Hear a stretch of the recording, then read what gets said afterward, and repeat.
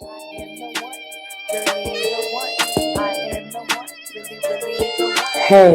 and peace.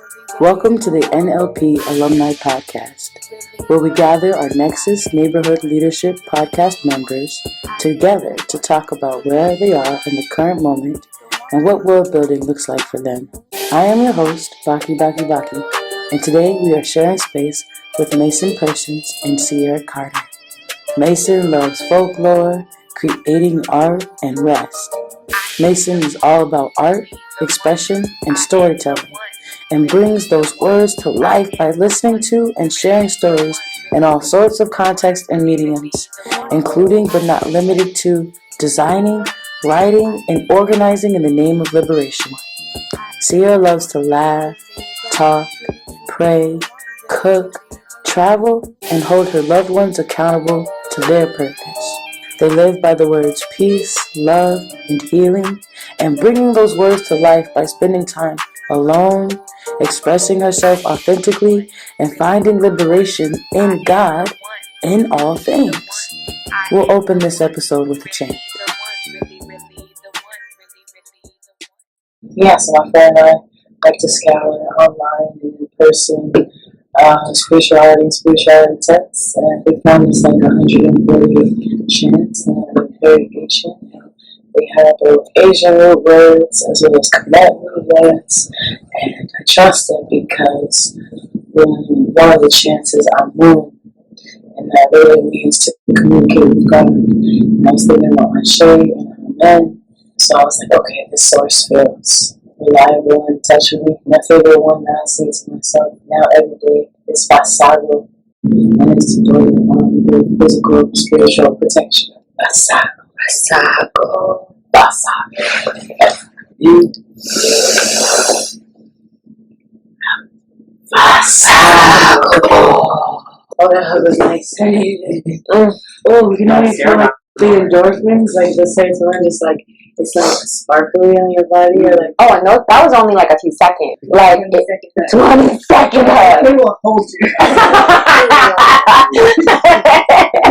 Those long hugs are hard for me. Yeah. You gotta lean into receiving. Yeah. Okay. What does that look like to lean into receiving? Physically leaning? I think that helps. I think that, but then also just accepting that you're worthy of being helped, you're worthy of love, you're worthy of peace, joy, and you're just worthy of like nurturing. Mm-hmm. And so when you know that you're worthy, you just want to be asking and just sit back and receive it. Mm. Yeah. How do you know that you're worthy? You have breath in your body. Oh. Because you have breath in your body means you have purpose. When you have purpose, you're worthy of anything that you desire and everything that you desire. To affirm that to yourself every day, so you can get confident in that, knowing because it's a birthright that you're worthy of some whatever, and then some, and then some after that. Real juicy. I love that, and let's place that. Let's place this value in real time, right? In the real life, or just in the real world. And so, you know, just as the healing practitioner that I know you are, right? What are some wisdom that you can, lessons that you can offer me, right, from being in practice in community and holding so many stories, right, of pain and possibility, right? I'd love for you to share more about how these values, right, how these ideas play out, or how you've seen it be able to manifest itself inside of that thickness, inside of the messiness, inside of this very tumultuous soil that we are inside of right now. I got to a point in my life where I just had to surrender. Surrender sounds so much easier than it is, but surrender is really just like letting go of what you think should happen, or how you think you should be, or how you think you should show up in space. If you feel tense around certain people, honor your feelings, and maybe take a moment to walk away. I'm quick to go to the bathroom. I'm quick. I think you just gotta find practices that work for you. I think another thing that I do is like I'll grab my phone and open up a in my phone if I'm uncomfortable, and I'll just start venting in my phone, and like I'm texting someone. But it's like you just have to find these different practices, or sometimes I tap my shoulders or my chest, just to like calm my nerves and calm myself down. But like I'm constantly around things and people and hear stories that just become really heavy, and I'm an empath, so like I'm quick to just take a couple breaths and then go to one of my. I'm like fight or flight. I'm a fight risk. Like I will just go to the bathroom and like just stare at myself, and it's like something very sacred about looking yourself in the eye for like 30 seconds and then give yourself a smile. Like I always end up smiling, no matter how sad or mad I am. So I think just connecting back with myself and understanding what's my energy and what's something else. I think that's what helps me. Just like letting it go and just giving it all to God. I'm really big about God. Just take the wheel. Okay, I'm really big about that. Me too, Mason. I see all the ways that you are here and creative. So I want to know, without putting words in your mouth, what are some of your like cross sections or intersection of healing and creativity? That's a really good question. That's a good question. I feel like I think about this a lot with. I was talking a little bit earlier about it too with the inner child. I feel like that's like the center of my healing is putting a focus on my inner child. Because I feel like the reason that I need to heal is because of the traumas that happened when I was a kid and before I was born and generations before that. So if I look to my inner child and try to nurture my inner child, then that can help me heal.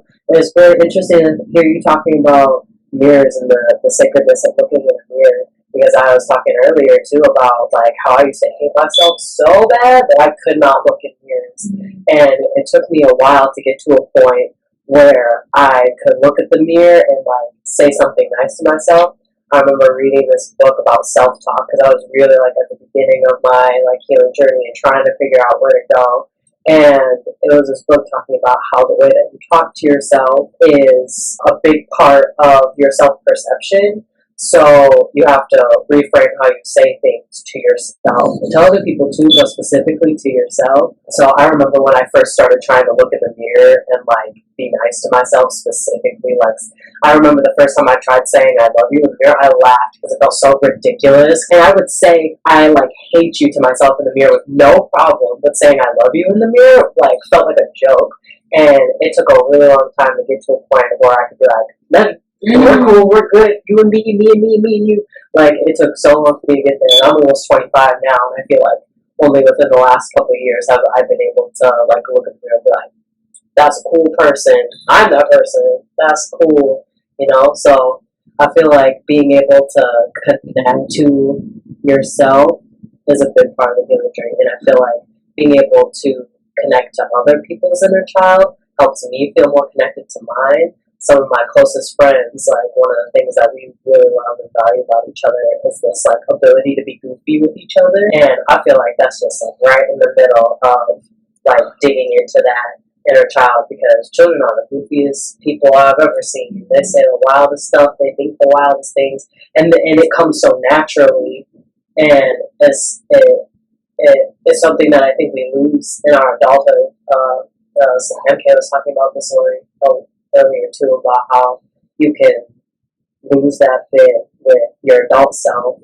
You know, you're so in your brain, you're attached to more things than you were as a child. So being able to have both of those at the same time, your adult logic brain working with your silly child brain, is like one of the best things that I've been able to do with my healing journey. I'm still working on it, but I think Little Me is pretty dope, and Little Me likes to hear that from me.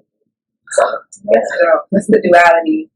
Like one of my close friends, he told me when you killed a little girl, the grown woman gorgeous, and that to me was like wow, like you know. And I think a lot of the hurt that we carry is from our childhood. But like when you heal her, when I healed her, like it was like I'm like okay, I'm a grown woman now. I finally felt grown and accepted myself again. And mirror work takes practice for sure.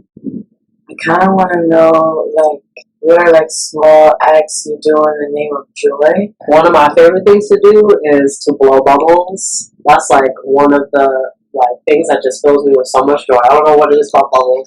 My boyfriend said something about how, like, round things just do something to our brain that make us happy. That's why we like babies and other round things, is because circles make our brain happy. So something about these tiny little rainbow spheres in the air like just fills me with so much joy. It's like water in the air, but it is air, but it is a liquid. But yeah, I love it so much. So I think when I'm looking for joy, I like to blow bubbles, and it feels like extra cool to blow bubbles inside, because you're like technically not supposed. I mean, you can blow bubbles anywhere, but it's like an outside thing that you're supposed to do. So when I blow bubbles inside, I'm like, yeah, rebel, and it feels like extra good. Okay. I think for me, around my bike, like it's just something about like that's like my inner child thing, and swimming. Like I just joined Lifetime because they have a pool. I was like, okay, I need to go swimming, so I can imagine I'm gonna be just this cold weather coming. But yeah, riding my bike is something I always did as a kid to just like escape the computer life that MySpace days. And so now as an adult, riding the bike has been very like sacred. It brings me so much joy just to go in nature, go like bridges, water. It just makes me feel like I'm doing something different because I work a lot. I feel that about water so much too. The way that water just holds you, I love it. I've always felt connected to water. I remember the first time I got to see the ocean, and I was like, yes, this is my God, this is my life, this is my joy, everything. Like after seeing such a huge body of water, I was like, I feel so connected to this, and being submerged in water is one of my favorite things. I love mermaids and merfolk, so like anything that has to do with water and creatures in the water, like, those are so much joy. That's fire. I love water too. When I learned that water holds memory, I thought about this like old science, like not folklore, but story called Odyssey of Adam X and Y.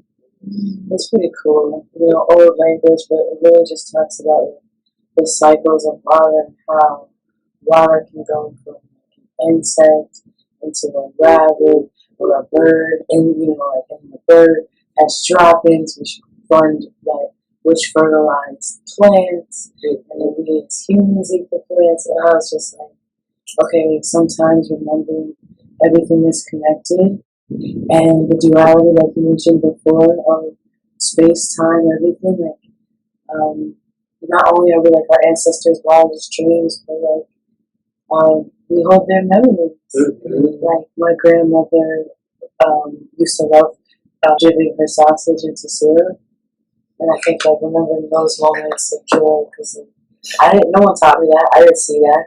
First time I had sausage, I just knew to do that. And I think now, as not a coping skill, what do y'all feel about that word coping skill? Sorry for my rambles. No, that's a good question. Coping skill and like coping mechanisms. I feel like I like the gist of what coping means, but I also feel like being told to cope has been like used against, instead of like trying to heal. It's just like cope, figure it out on your own. And I feel like that's a big part of coping skills and coping mechanisms, that it is like for you to be able to hold yourself. I think there's good and bad in everything, or like positive and negative to everything. So I feel like if you try to cope on your own too much, then that can be like harmful. But also reaching out to other people can be a coping skill. So I feel like I haven't actually thought that hard about like how I feel about the word coping and what it means. So that was a good question. Like, you're just going places. So thank you for that. Like, I never pause on that. Right now, what's coming up for me, what's the difference between coping and soothing? There's an element of control around coping that I don't feel was soothing. Also, this is new, like a new reflection, so I'm not even sure if coping and soothing is even the same or not, right? So, putting it out there. I think for me, coping feels like, it's my first time reflecting on it too, okay? So, but even just thinking and listening to y'all, like, coping feels very like what I used to smoke weed to cope. So to cope with like my busy life, that's like my one mindfulness activity that will slow me down. Take my inhales, my exhales through it. But like it's like I think that, and now that I've stopped, I'm able to recognize how like that was just like a time filler. So I feel like coping is like temporary, and it doesn't always serve us. Yeah. And I think it's almost limiting, because I think why cope when you can like heal. Ooh. And that's something that I've been really leaning into in my honoring. It's like facing things and like processing and taking my time to process, but process looks different than coping. Yeah, it almost feel a little like shallow almost. Like you can only get so deep when you're trying to cope. I think in the moment it can be like really helpful to like have a coping mechanism when you're like really feeling on the edge. But that should be like, it should be temporary. You should cope for the moment to help re-regulate and then be able to heal after you've like started to figure out your grounding. Because I think that's all coping should be. But I think we want to cope with everything. And life is so stressful and filled with so many things that we can't just be coping all the time. Because yeah, exactly. Then how do we feel if we're just coping? Like it's that acceptance of like this is just how things is, but it doesn't need to be the way it is all the time. One of the connections I'm noticing is like self-realization in action, as well as engagement with community. So like, what is that balance? Like I'm hearing y'all talk about it, so I just want to name that and like meditate on that in an even clearer way. Self-realization is like a daily practice for me, and I've made it to be something that I ritualized in my day. I kind of made my day, my life a ceremony now. So it's like being able to understand like myself is so important because in honor, like I don't believe in suppressing, I believe in expressing. So like understanding self is super important. And I take time to sometimes isolate where I don't necessarily be in community because sometimes I'm just like I need to be alone to really process what's really going on. But community is also so important, and like I think it's the duality. I think it's just the duality of like honoring solitude, but then also honoring community and understanding that like again like I'm accepted, I'm loved, and people need me just as much as I need them. And I believe like God speaks to people through me. So like it's important for me to like if I'm struggling with something, I know if I go around certain people, God's gonna say something. I'm like, okay. And it could be like, oh, we want to buy pineapples, right? The clerk says something, oh, I like your shirt, but I might have overthought what I wore today. You know what I'm saying? Because I might be going on the day later. It could be anything, but it's like, okay, God. So it's like I think it's the honoring that and seeing God in community.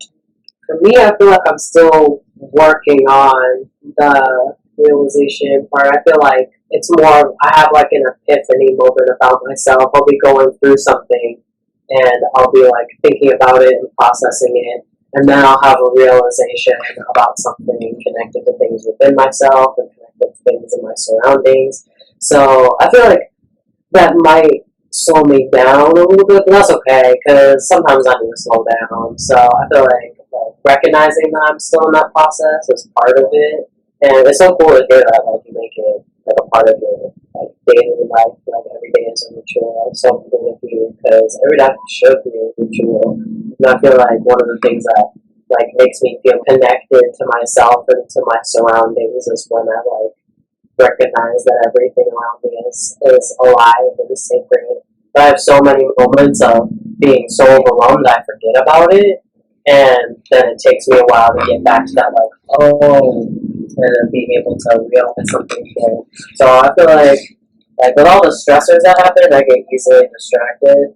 So it feels like every time I'm in the middle of something like really stressful, that a self-realization type moment happens. But it is kind of nice to be like, oh, I'm understanding something through this like hurt. I feel like you don't always learn something from your hurt, and sometimes things just happen, and that's annoying.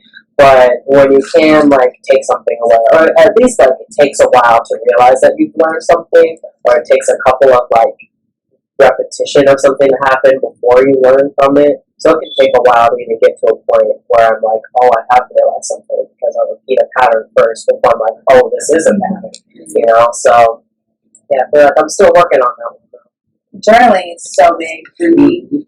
Like it's like journaling, just like my notes on my phone is like my home, and then I have like, several notebooks of just writing things down. Like when you first wake up in the morning, just write something down. Like, what's the first thing you like? It could be a dream, it could be a thought, it could be it could be anything, but just like making habits out of expressing yourself privately. It's so easy to admit to other people, which is not always the best thing, especially like when we share like me, but then you get like ideas and you're creative like me, so it's like you can birth things and just like, God gives us vision through sleep and through dreams, so just write those things down every day, and that's a way of just like realizing who you are and where you're at. I love talking to my voice app, like my voice recorder app. So the way that you're talking about your like notes is the way that I feel about my voice memos, and I'm in between two phones right now. So I have my first phone that I've had for 2 years, and then my new phone. There's been a couple of times where I go to the old phone to record something, and it's so funny because I'm like, it's like I'm talking to myself. Like my phone knows me. I'm like, hey, it's been a while, update, and then I'll be able to talk about these things and process it. And there was a couple times, right before I switched phones with my last phone, I was like, I know there's a couple of things on here that I want to like bring over to the new phone. So I'd listen through my voice recordings to see like if I need to transfer them or if I've had that idea put down elsewhere. And it was really nice to be able to like, because I'll be like crying in my voice messages to myself. Like nobody else is listening to this. It's either going to be deleted and it's gone forever, or I listen to it later. And it's kind of nice to have these moments where I listen to like my old self be like just bawling about a situation that feels so hurtful, and then later be like, "Oh, you made it through. You're good. Like it's okay." So that's kind of some of my journaling. I feel like I also like to have things in like notebooks. I'll have so much writing everywhere. I have like Google Docs that get like this thoughts. I've got a live journal from like 3 years ago. I've got, which is an online thing for people that don't know about it, at least 3 devices that have all sorts of voice notes. My laptop has like recordings of me just sitting and talking, and sometimes I would look back on those and be like, oh yeah, that was from this, or I feel so different from there.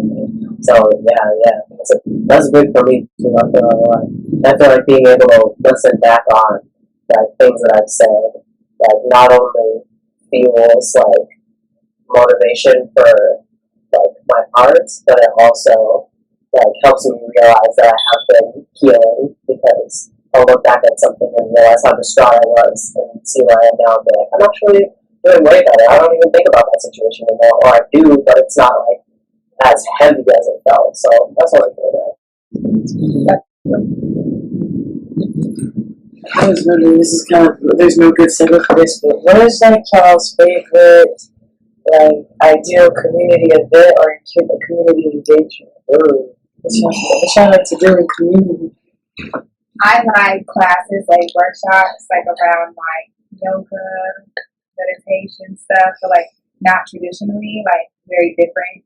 A lot of things that I've curated, and now just like now I'm in community with a lot of people curate things like that. Really like just chill things, and I love like speaking circles with different topics, talking through, because it's like it connects me back to like how we're all the same. And we've all been through so many things that are so similar, no matter how different we look or how we identify. And spiritual meetup stuff, like church stuff, like church is so good. To me, this is church, like, so kind of like understanding what the new church experience looks like. I think that's it. I think that's all right for now. What comes to my head, I've always liked this deep idea of starting an artist collective, being able to have like a big building where people can come together and have space to spread out, be able to collaborate with each other, collaborate like their different art forms together. I have this like vision of something that I put together one day where it's like models and photographers and designers all coming together and being able to collaborate with each other, since those are like intermixing art forms. You need photographer for your models and for your designers. You need models for your clothes. You need someone to take pictures. It all comes together. And I like to do all of those things. I really like creative directing, and I like to model, and I like to design, and I like to meet other people that like those things too, and be in a space where like designers can bring like things that they've made and have a photo shoot together, and models can come together and meet each other. Everybody can mingle and get to know each other, whether they already did or not, or get introduced to people that they didn't realize connected them, and then be able to have this like cross collaborate and make a bunch of art together. I think that's like what I imagine and would love to do, is just like bring a bunch of artists together and make art. That's what you will do. That's what you're already doing. I'm trying. That's what I'm working on it. And on this idea of a 24-hour church, I don't want to live in absolutes, but I do love simplicity. And so I was like, when it comes to like environmental justice, Black liberation, queer and trans liberation, I don't know. I just have this desire to reclaim the word holy. I don't know what we should do in terms of all these huge intersectional systemic things, but I do think we need a space where we can mourn every morning and then celebrate every night. Whether that's with meals, whether that's with dancing and celebration, whether that's with yoga, I don't know. But this idea of like, let's mourn what we have lost in the morning and celebrate at night is all I got for you. What do y'all think about a 24-hour church?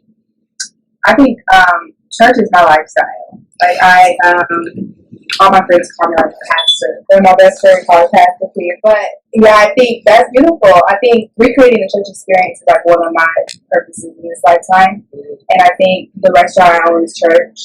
You know, the yoga studio is church. You know, it's like that's how we worship ourselves and our bodies and connect with God. Like my biggest way to connect with God is through doing yoga.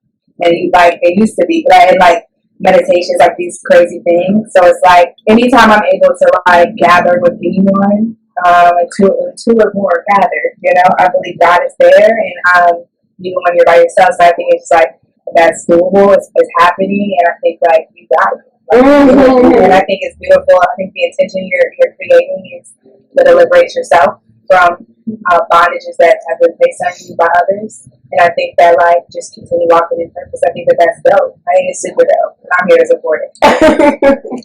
Yeah, I really like this idea of recreating and redefining the church. I really like hearing what both of you are saying, and like it reminds me, there was this thing, I took you there once, it's called Dance Church, and that was like where I started to discover that church is like where you make it and where you feel spirit, whether it can be by yourself or with other people. And when I was doing Dance Church, the idea was so there, and ended up being a space that was like very white-centric, and you know, people that have the goal of wanting to connect, but there's still something like separating like legitimate connection. But having just this open space to move freely was one of the most like times I think I've ever felt connected to spirit. Like I've always been a mover and a shaker, but having the space to just like twirl around in circles a bunch of times and move and bobbling between people and start my day by moving slowly and then slowly get faster and then slowly wind down. It was like one of the best things I had experienced. So I love this idea of bringing people together and having multiple different ways of worship, basically, like whether we're like creating eating meals together or dancing or just listening to music or stretching our bodies or just touching other people. Like those are like such great ways to like be in church with people. I really like that. I don't really exactly have religious trauma. I don't really have anything against church, but I didn't grow up with anybody really telling me what the purpose of going to church was. We were just there, and then somebody didn't go. And when God was brought up in our house, it wasn't really that much of a positive thing. God was either there, like not there at all, or just there as punishment. So it took a lot of unlearning and experiencing new things to be able to be like, church is what I make it. And church, it doesn't have to be this one way that I've seen, because there's so many different ways to celebrate and be connected with other people all over the world. People do it all the time. So it doesn't need to just be this like one building with one group of people. It can be all sorts of things at any time. So yeah, I love that idea a lot. Yeah, I think like church to me is like I think spirituality is not religious, it's about the relationship. And everybody's relationship with God is different, like, you know, and so I think it's just leaning into what feels holy. Like you said, redefining what holy is. You can be as spiritual or as fluid as you want to be, as long as you prioritize relationship with some source, because you have to understand that there's a source to why we all are existing here and have so much creativity and passion in our blood and in our brains and ancestors are so powerful. So like tapping into that power and leaning into that, I think that church is activated no matter what you do. Oh, I don't even know if I should say these things, because I'm just like, as you all are talking about church, I'm thinking about my experience inside of church and how and then my own experience is what I would consider church, right? Where I feel church is actually on the streets, it's with my people, it's with other people, it's us expressing full range of human emotions, right? And allowing ourselves to, and it's also addressing the state, you know what I mean? For all of the predatory behavior, right? All of the death, you know what I mean? And destruction that they have put on, like to be able to name that this happened, right? You know, like feels like church to me because it feels like my spirit finally has other tributaries and other avenues to free, right? And then there's the church I grew up in that actually informed me knowing how to do church on the street, actually. Let's keep it real, right? In the tradition of Ella Baker, in the tradition of our mothers and our aunties and our grandmothers, right? Who taught us how to love inside of genocide, you know, inside of predatory apparatuses, right? A lot of, church can be such a somatic experience too, right? You are dressing, like you are being mindful and noticing and taking the time and the pause, right? To dress yourself, right? You know what I mean? To be able to connect with the divine and to meet and be in relationship and to be in community with the divine, right? And with other people, right? You are, that's the one that for me, for Viet people, at least in the United States or in Minnesota or sort of, is that colonized island, is that what it looked like, was us working, some of us work 7 days a week, right? Some of us go to church in the morning and we have to go to their shift. Many of our people are nail salon workers, 6 days a week, 7 days a week, right? And so church is actually the time in which we get to be get together. Right? And so while my faith base definitely goes beyond, right, what the Catholic Church can offer me, I still go every week to access my community, right? To access ways of knowing, ways of being, ways of seeing, right? That I think connects me back, you know what I mean, to like memory outside of colonized Turtle Island. And I need that, you know what I mean, to understand, right? That whatever we have been taught, like, there's something beyond this, right? You know what I mean? This is what's coming up for me, right? As you are talking about church, right? And I'm right now really thinking about, and I situate myself in that church too because, and this is the conversation I was having with myself when I told you somebody shared something with me about church, right? And how, like, let's say a Christian-based church, right? GLBTQIQ folks, right? Sharing and just being like, this is a place where I am not accepted. You know what I mean? Right? Or this is a place where they may tolerate me because I'm somebody's kid. We're not celebrated. But not celebrated. The way that they express is not celebrated or honored, right? And so I think about that and I'm like, and this young voice was just like, oh my God, because I teach Viet school, right? With the children. And I'm also the weird kid, because I was the weird Viet kid when I was like younger, in the church. And so I'm like, as a full-on adult, I am a force and a space and a site, right, for the other weird kids, you know what I mean, that are growing up now, right? And so I choose to be in that space, because that's what this new church experience, you know what I mean? That's the turnover, that's the switch, or that's the transition, you know what I mean, that I'm trying to live into. And it's a difficult one, right? Because in my participation, I am aiding and abetting, right? And in a belief system, and an economic system, and a social system that completely rejects a lot of people I love. But at the same time, those people I love are inside there too. They're quiet, they're silent. Their bodies may be there, but their minds and their spirit are elsewhere, and I'm very present to that, right? And so I'm just thinking about, man, this church is coming. This idea of church is coming. There's a lot coming up. Yep.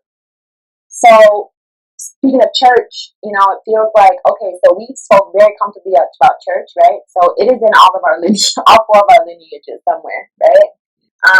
So I'd love to ask you the classic Dr. Asahilya questions, right? Who are you? But I'm gonna switch it up a little bit. I'm gonna ask you, who are you? Where do you come from? And what moment are we in right now? I'm a lot of things. I technically go by a lot of names. People don't know. I feel like at my core, I am water. In my spirit, I am solid. I am a spirit and a person, two separately but also together. I come from a very unknown line of people. I don't really know anybody in my biological family like that. I only know my biological mom and my brother, and that's kind of all I got. I feel like I've got multiple lineages because of that. My chosen family is a lineage that I really value. I feel like when I'm trying to connect to myself and to my family, I dig into my chosen family's lineage and connect with it and identify with it, and it makes me feel more connected to myself and my family. But then I also have this other part that I don't know anything about and I can't really connect to. And I could try and dig for answers and try to figure out exactly what is inside that lineage, but like, it would be really hard to do that for a lot of reasons. So as of right now, like I don't really know exactly what my lineage is or where I come from exactly, but I feel like when it comes down to it, I'm from a lot of different people, and I don't know exactly where I or those people come from. So I just try and be as connected to what's around me as possible, because for a long time, even in my chosen family, I've been like, you guys chose me and I chose you, but this is my family, even though I do believe that they're my family. There's this like, family is blood, and that is your lineage, and that's like it. That's the black and white of it. But it is so much more nuanced than that. So I feel like when I'm thinking about, like, well, people always ask me all the time where I'm from, and I'm never sure exactly what to say. Usually I just say, I'm from Minnesota, and people ask me, like, where would you live, where'd you grow up, and I also moved a lot, so I don't even really know exactly where I was born. I don't know where I lived after I was born. I don't know where my biological mom was born, so I truly don't know that much. I feel like I'm trying to, like, find different pieces, multiple histories to be able to figure out where I come from. But I can't really go super far without knowing anything. But I'm trying to figure some things out. I'm also trying to figure out who I am outside of my lineage, and like not to be too individualistic, because that's another thing that I struggle with, is being too like just about myself. Like feeling so unconnected to everything that I am just me, but trying to be just me while I'm also connected to other things is like what I'm working on and what I'm struggling with. I think it's an ongoing journey, but that's the gist. That's beautiful. So I am obedient. I am obedient to my purpose, to myself, to my desires. I have a lot of faith. I'm very faith-filled. I am a creator. I am the coolest aunt out here.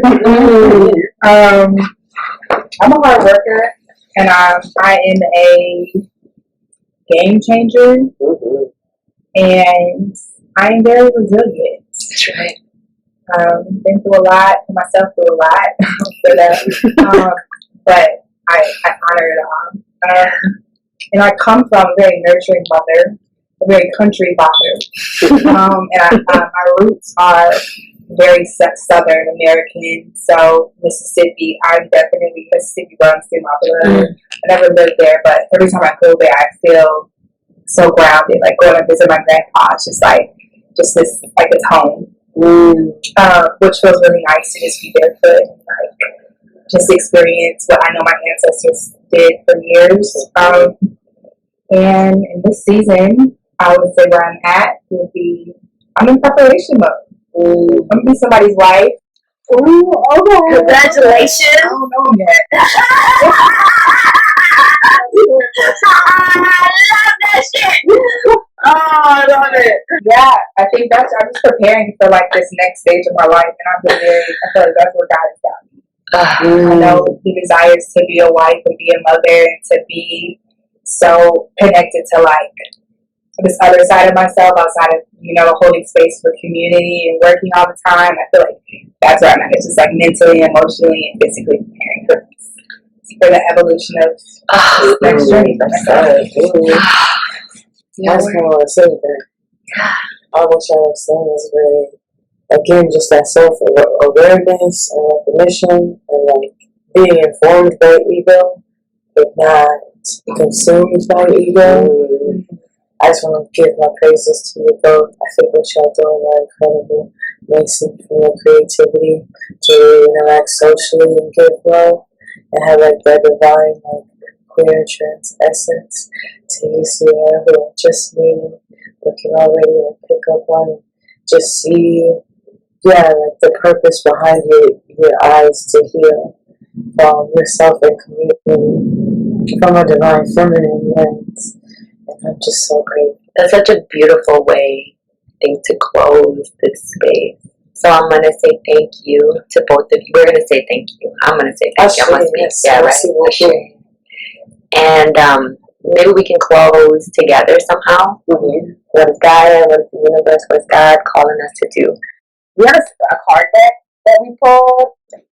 I'm like, it had God is all over this card deck. And so I'm like, maybe we could pull a card? Yeah. We're currently pulling a card from Harvest of Survival, an affirmation deck inspired by Octavia Butler. You want Sierra to pull it while you hold it? Okay. Oh, it like feels like suede. It's like hard stuff that's smooth. Yeah, right. That's very pretty too. We can, each of us, do the impossible as long as we can convince ourselves that it has been done before. What inspiration are you drawing from right now to remind yourself you are not alone? That is perfect, actually.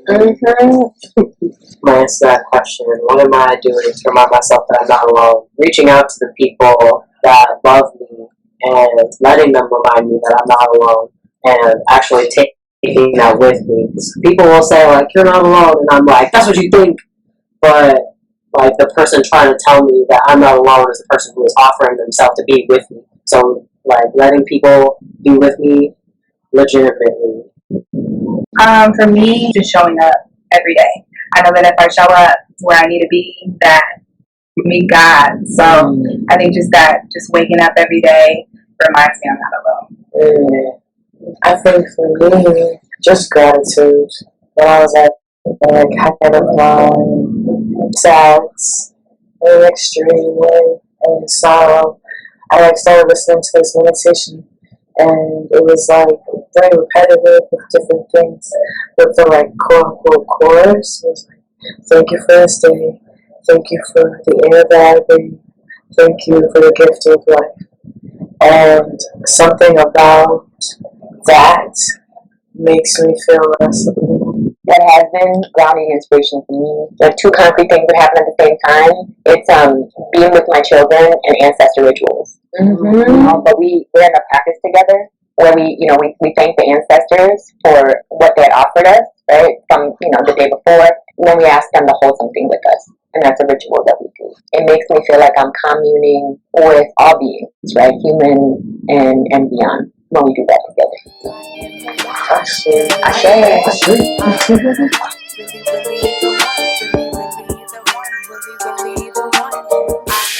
Give thanks and thank you so much to Sierra and Mason for sharing your stories with us today.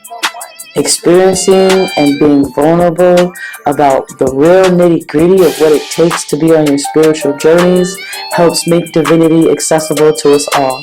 So again, many, many thanks.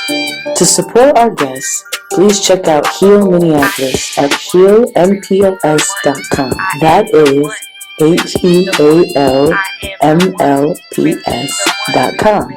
And the Zen Bin at thezenbin.com. That is TheZenBin.com to get more of Sierra's holy healing. And Magic Modiste. That's MAGIC MODISTE